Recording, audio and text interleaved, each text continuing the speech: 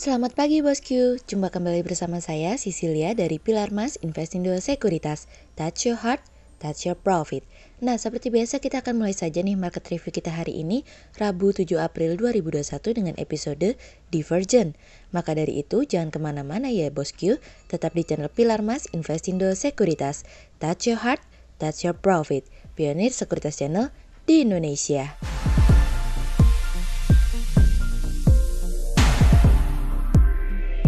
Seperti biasa kita akan mulai dari Global Economics Calendar. Ada berita dari US JOLTS Job Openings yang naik dari sebelumnya 7.099 menjadi 7.367.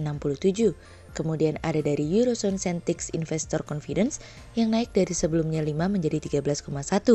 Kemudian ada dari Eurozone Unemployment Rate yang tidak berubah di 8,3%. Kemudian kita beralih ke Corporate News. Ada berita dari PT Indika Energi Tbk atau INDI yang membukukan pendapatan sebesar 2,07 miliar US dollar pada periode Januari hingga Desember 2020.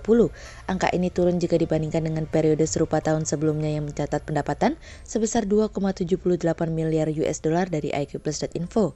Kemudian ada dari PT Dwi Guna Laksana Tbk atau DWGL yang meraih pendapatan sebesar 1,57 triliun rupiah hingga periode 31 Desember 2020, turun dari pendapatan 1,72 triliun rupiah di periode yang sama di tahun sebelumnya dari iqplus.info.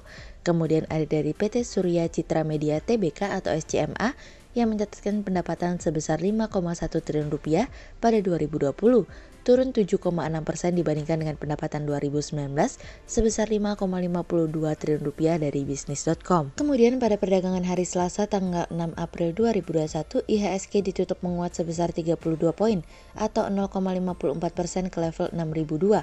Sektor pertambangan, properti, perdagangan, infrastruktur, industri dasar, aneka industri, keuangan, perkebunan bergerak positif dan menjadi kontributor pada kenaikan IHSG. Sementara investor asing mencatatkan penjualan bersih sebesar 315 miliar rupiah. Kemudian kita akan masuk ke market review kita hari ini. Cerita hari ini akan kita awali dari Divergent. Nah, kali ini seperti yang dijanjikan kemarin, IMF pada akhirnya merevisi proyeksi pertumbuhan ekonomi global untuk kedua kalinya dalam kurun waktu 3 bulan. Namun IMF seperti biasa selalu mengatakan dengan kata tapi, pertumbuhan tidak akan merata dan ketidaksetaraan antara negara maju dan berkembang akan semakin melebar. Ekonomi global sendiri diproyeksi akan tumbuh sebanyak 6% pada tahun ini, naik dari tahun lalu yang hanya berkisar 5,5%. Kenaikan tersebut akan menjadi yang terbesar dalam kurun waktu 4 dekade terakhir setelah sebelumnya terjadi kontraksi sebesar 3,3% tahun lalu. IMF mengatakan bahwa para pembuat kebijakan ketika ingin mengurangi kebijakan fiskalnya diharapkan dapat dilakukan secara bertahap untuk menghindari distorsi fiskal yang terlalu jauh. IMF juga mendorong negara-negara yang lebih kaya untuk dapat membantu negara-negara yang miskin untuk mengentaskan kemiskinan yang diakibatkan oleh COVID-19. Terkait dengan stimulus yang diberikan oleh Biden kemarin, yang dimana nilainya 1,9 triliun dolar, akan membantu mendorong tingkat pertumbuhan ekonomi Amerika Serikat akan mengalami kenaikan ke tingkat pra-pandemik di tahun ini, dan tentu saja akan memberikan implikasi positif juga terhadap para mitra dagangnya. Untuk tahun 2022 sendiri IMF memproyeksikan kenaikan pertumbuhan global dari sebelumnya 4,2% menjadi 4,4%. Tapi sebagai catatan masih banyak negara maju yang tidak akan kembali kepada tingkatan outputnya sebelum pandemi terjadi hingga tahun 2022 berakhir. Prospek pemulihan memang akan menghadirkan tantangan tersendiri bagi negara-negara maju dan berkembang, namun kecepatan untuk dapat pulih kembali kepada kemampuan negara masing-masing.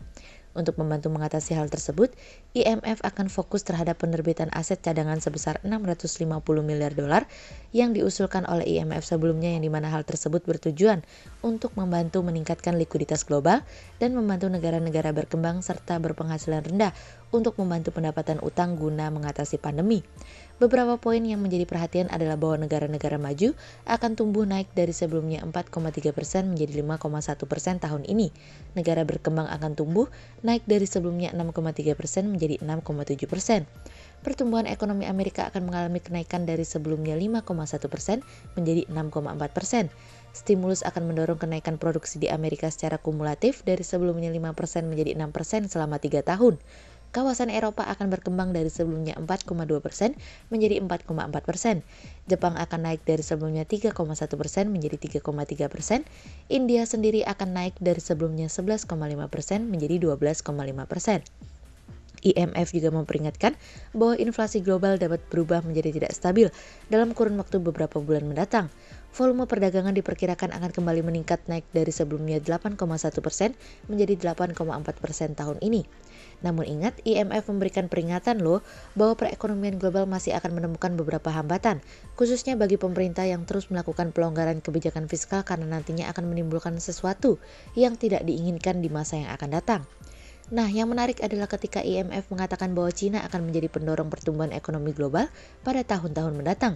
Cina akan berkontribusi sebesar 1/5 dari total peningkatan GDP di seluruh dunia dalam kurun waktu 5 tahun mendatang. GDP global diperkirakan akan naik dari 28 triliun dolar menjadi 122 triliun dolar dalam kurun waktu periode tersebut. Kenaikan ini setelah dunia mengalami penurunan sebesar 2,8 triliun dolar di tahun lalu. Amerika dan India akan menjadi kontributor terbesar kedua dan tiga, diikuti dengan Jepang dan Jerman. Dan sebagai penutup, IMF mengatakan bahwa kenaikan tingkat suku bunga berkembang akan menjadi sebuah ancaman pemulihan bagi pasar emerging market. Oleh sebab itu kami berharap bagi emerging market, khususnya Indonesia mampu pulih lebih cepat untuk menghadapi kenaikan tingkat suku bunga Amerika nanti, khususnya taper tantrum. Kemudian cerita selanjutnya datang dari kira-kira bisa nggak ya? Menjelang momentum lebaran, pelaku pasar saat ini memiliki harapan yang tinggi terhadap pulihnya daya beli masyarakat pada kuartal 2 2021 ini. Kondisi perekonomian yang belum stabil selama pandemi membuat sejumlah emiten retail memutuskan untuk menghentikan operasional meski momen Ramadan dan Lebaran di depan mata. Saat ini proses vaksinasi, pengetatan aturan mudik lebaran dan dihentikannya bantuan sosial secara tunai dinilai ikut mempengaruhi indikator tersebut. Masifnya aksi penutupan gerai dinilai dapat berpengaruh pada persaingan di mana pelaku usaha juga akan cenderung melakukan seleksi kembali gerai-gerai yang akan dikelola secara optimal. Berdasarkan dari survei Asosiasi Pengusaha Retail Indonesia, saat ini pelaku usaha mulai mempertimbangkan dan menganalisa tren konsumsi suatu daerah, termasuk kebiasaan berbelanja masyarakat. Dampak dari pandemi masih cukup terasa hingga kuartal 2 tahun ini. Terlebih kami melihat emiten retail juga mendapat tekanan dari gaya hidup masyarakat yang mulai beralih ke e-commerce, di mana produk impor yang lebih murah ikut mengambil porsi pasar. Selain itu, emiten retail juga langsung bersinggungan dengan konsumen di mana dinamika yang terjadi di masyarakat selama pandemi secara otomatis akan terus menentukan kelanjutan dari bisnis. Kami melihat penyaluran bantuan langsung tunai dari pemerintah bisa tepat waktu sehingga dapat menopang daya beli masyarakat. Pencairan tunjangan hari raya kepada aparatur sipil negara juga diharapkan tidak ditunda sehingga hal ini dapat berdampak pada naiknya daya beli masyarakat dan pemulihan emiten retail di kuartal 2 tahun ini. Sehingga berdasarkan technical analisa, kami melihat saat ini IHSG memiliki peluang bergerak bervariatif dengan potensi menguat terbatas dan ditrendikan pada level 5.944 hingga 6.066. Berikut stock watch pilar Mas hari ini ya bosku. Yang pertama ada dari ASI, kemudian yang kedua ada dari Adro, dan yang ketiga ada dari MAPI. Berikut dua saham yang kami analisa hari ini ya bosku. Yang pertama ada dari ADI atau PT Adikarya Tbk yang membukukan laba yang dapat diatribusikan kepada pemilik entitas induk sebesar 23,9 miliar rupiah. Di tengah kondisi ketidakpastian yang menyebabkan proyek dan tender konstruksi mengalami penundaan, tapi perusahaan masih mampu membukukan laba bersih di tahun 2020 sebesar 23,97 miliar rupiah. Namun jika dibandingkan dengan kinerja tahun lalu, turunnya hingga 96,39% dibandingkan laba bersih tahun 2019 yang tercatat 663,80 miliar rupiah. Sehingga berdasarkan technical analisa dalam tren pada jangka waktu short term berpotensi untuk bearish dengan target 1050 dan tingkat probabilitas sebesar 46%, sementara dalam jangka waktu long term berpotensi untuk bearish dengan target 950 dan tingkat probabilitas sebesar 74%. Kemudian yang kedua ada dari SCMA atau PT Surya Citra Media Tbk yang mencatatkan pendapatan sebesar 5,1 triliun rupiah pada 2020. Turun 7,6% dibandingkan dengan pendapatan 2019 sebesar 5,52 triliun rupiah. Sepanjang tahun 2020 perusahaan mencatatkan penurunan kinerja pendapatan. Turunnya pendapatan perusahaan tampaknya dampak dari pandemi corona telah menurunkan omset usaha. Para pengiklan mengakibatkan anggaran iklan di berbagai platform media semakin berkurang. Namun demikian, perusahaan masih mampu menjaga kinerja keuangannya, di mana di saat turunnya pendapatan usaha, perusahaan masih mampu membukukan laba yang dapat diatribusikan kepada pemilik entitas induk sebesar 1,14 triliun rupiah pada 2020 atau tumbuh 7,2% jika dibandingkan 2019, laba bersih berada di posisi 1,07 triliun rupiah. Sehingga berdasarkan technical analisa dalam tren pada jangka waktu short term berpotensi untuk bearish dengan target 1650 dan tingkat probabilitas sebesar 49%, sementara dalam jangka waktu long term berpotensi untuk bearish dengan target 1550 dan tingkat probabilitas sebesar 46%. Berikut kami akan menampilkan 40 saham pilihan dari Pilar Mas.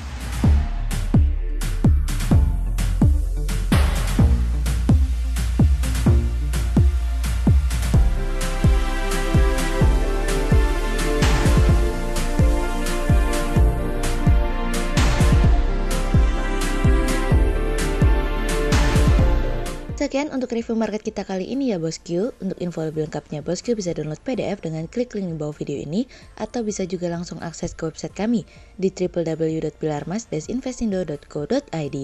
Dan jangan lupa untuk selalu jaga kesehatan buat para bosku ya.